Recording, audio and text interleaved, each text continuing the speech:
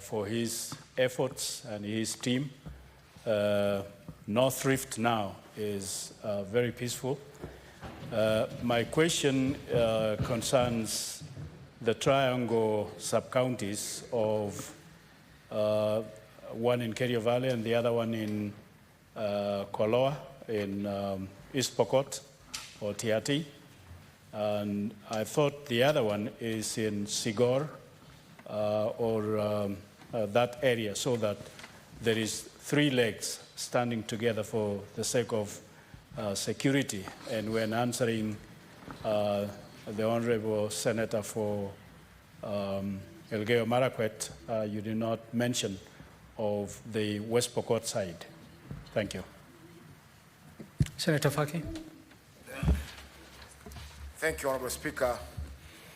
First of all, I want to also congratulate the CS for the good work he's doing, and also in the Coast Province on the fight against illicit drugs.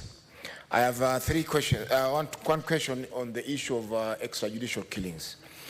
I wanted the CS to confirm whether his government or the government policy is still to eliminate people extrajudicially. And so far I've had 3 people who have died suspectedly to be in the hands of the police. One is Saleh Ahmed Yusuf, formerly known as Kanderani, whose body was found beside the Malindi Highway sometime in March this year. The other 2 who were taken away by security officers is Jamal, who was taken away from Kidogobasi in Mvita constituency, Mombasa County, and Nabil Ahmed, who was also taken away from Makupa in Mvita sub-county. Maybe he may not have the answers ready, but we want him to explain whether it is still the government policy to eliminate people extrajudicially. Thank you.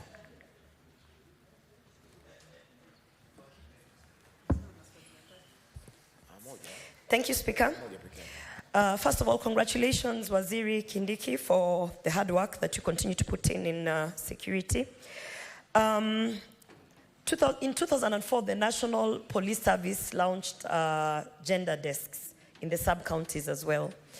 And I'm not sure whether you're aware that there's a spike on gender-based violence, as well as intimate partner violence, and even this criminal activities are being carried out by, including the foreigners who are here. I wanted to ask, is it possible to get a report on the state on the gender desks on the sub-counties?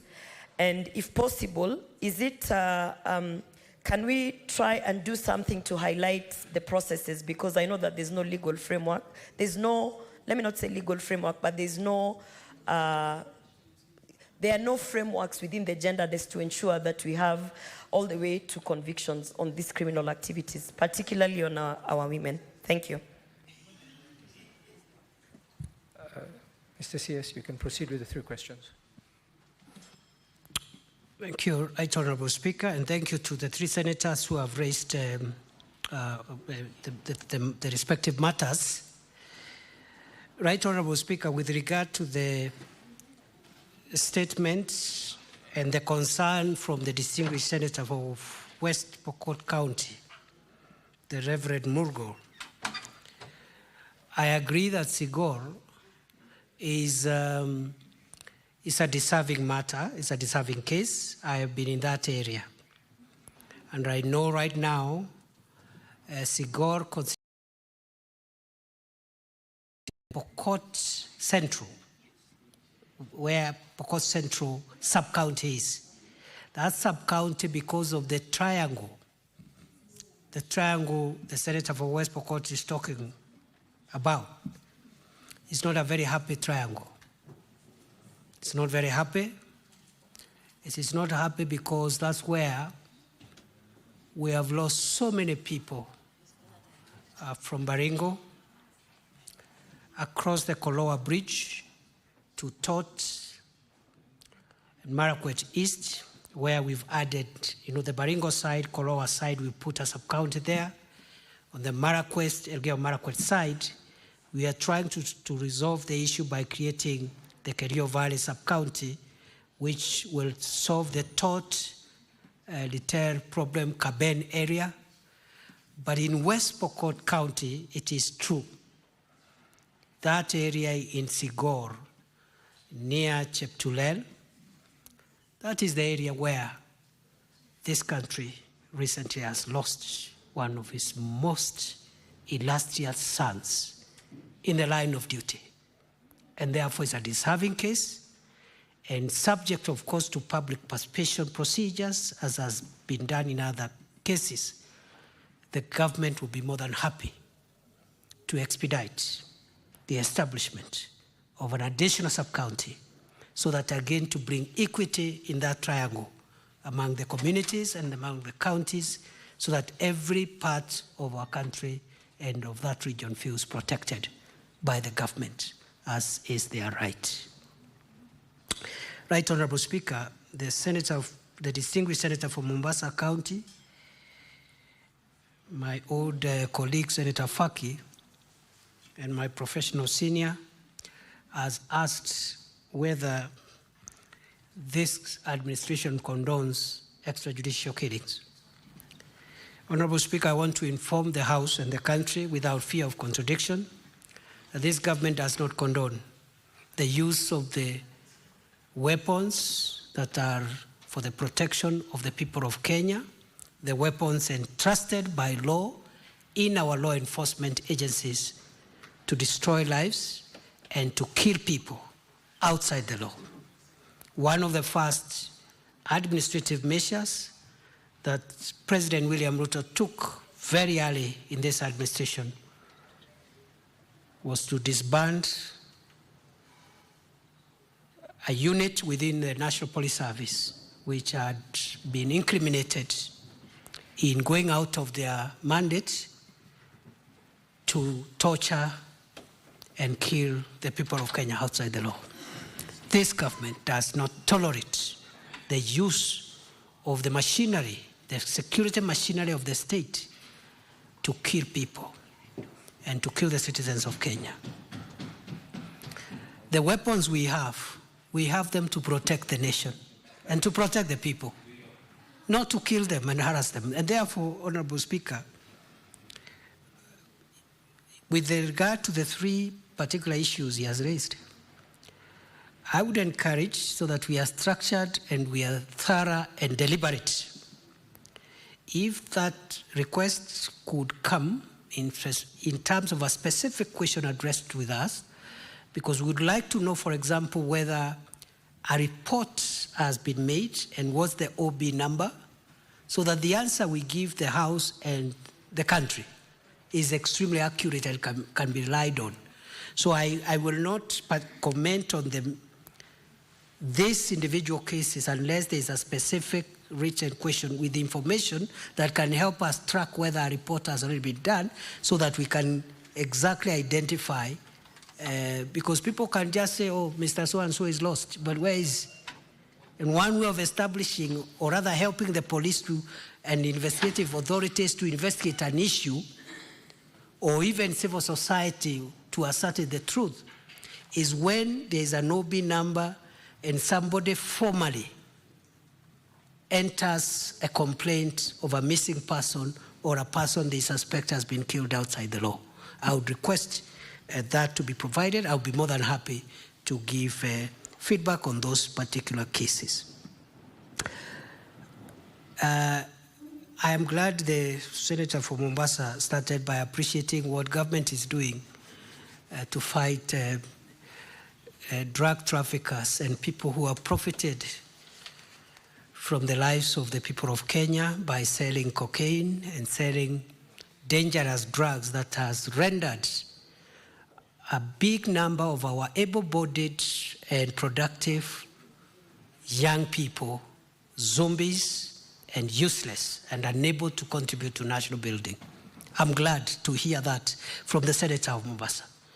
I want to assure you, Senator Faki, through the Speaker, And I want to assure the people of Kenya, the people of Mombasa and Coast region, the three greatest enemies to our sustainability as a nation: drug traffickers, terrorists, and other organized criminals, including the banditry cartels. Those ones, we will be very merciless with them. We will use whatever method, whatever way, whatever resources to bring down organized group of killers. And I want to isolate those three categories: drug traffickers who have destroyed many of our children. Secondly, terrorists who continue to hurt very many parts of our country. And thirdly, all those who are at the center of organizing and perpetuating organized crime, including banditry. We'll be very merciless with them. And the weapons that I talked about that we have in our possession are to help neutralize and bring those characters down. That's all what I can say. I submit. Thirdly and lastly, my good sister here, the distinguished Senator Oroba, has asked about the gender desk. It is true, Mr. Speaker, we've seen a recent spike in deaths which are related to gender. You know, our women, our children, our girls, daughters, mothers, wives, being killed brutally by people who either they are family members or intimate partners, neighbors, and this is worrying us. It is also true that we have had gender desks since 2004, and I want to promise the House, Senator Oroba, through the Speaker, and the country at large that this is a good moment for us to revamp the efficacy of those gender desks, but also to track the whole process and make sure the accountability bit leads to very harsh convictions for people who are killing our children, our spouses, our sisters, taking advantage of the very innocent setup of the relationship between men and women in a family setup or in the other social setup.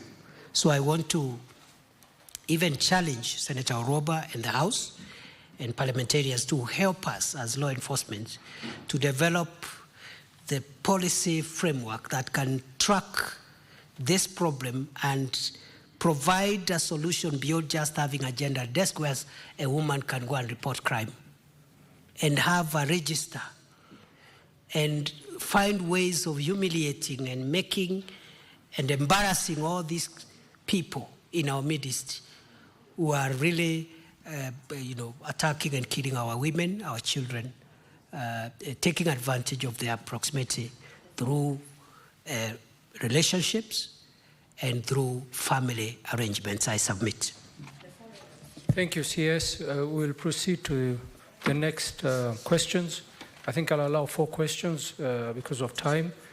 In this order, Senator Mohamed Chute, followed by Senator Muthama Agnes, followed by Senator Veronica Maina, and lastly, John Kinyo, Senator John Kinyo. Very quickly, please. There's no time. Thank you very much, Honorable Senator, Honorable Speaker. Honorable Speaker, the last time the CS came before this House, I had 2 questions, supplementary questions. One question was the issue of NPR recruitment in Marsabit, and the second one was the issue of Ilret sub-county. And he promised us that time that it will take 60 days. And I want to thank him very much that he has kept his promise. The NPR recruitment has been done. They were well trained, and now all the NPRs have been deployed. The issue of Ilret he has just mentioned. I also thank him for that. And the question I have now, Honorable Speaker, is on the Hilo gold mining sites. that was closed at 6:30 hours on 14th March 2024. I wanted to ask the Honorable Cabinet Secretary if he's going to call leaders from Marsabit County to discuss this issue of Hilo in the bell of Marsabit County. And on the issue of Ilret, I want the CS to visit Ilret if possible, to look at the living condition of the police officers in that police station. Thank you very much. Thank you, Senator Chute. Senator Agnes Muthama. Thank you, Mr. Speaker. Let me first of all start by congratulating the CS. Whenever he's called here, he comes, unless he's very tight on his job. And I want to commend you for that, because there are many others who are called here and they don't appear. My question is about the recently gazetted sub-counties. Mr. CS, I remember very well when you entered your office, you called us as leaders of Machakos County, led by the governor, and we all came to your office and you requested us to give you our very first priorities that we need Machakos, to be done for Machakos. And we gave you Kalama to be separated from Machakos as a sub-county. We also gave you Kibauni to be separated from Mwala sub-county.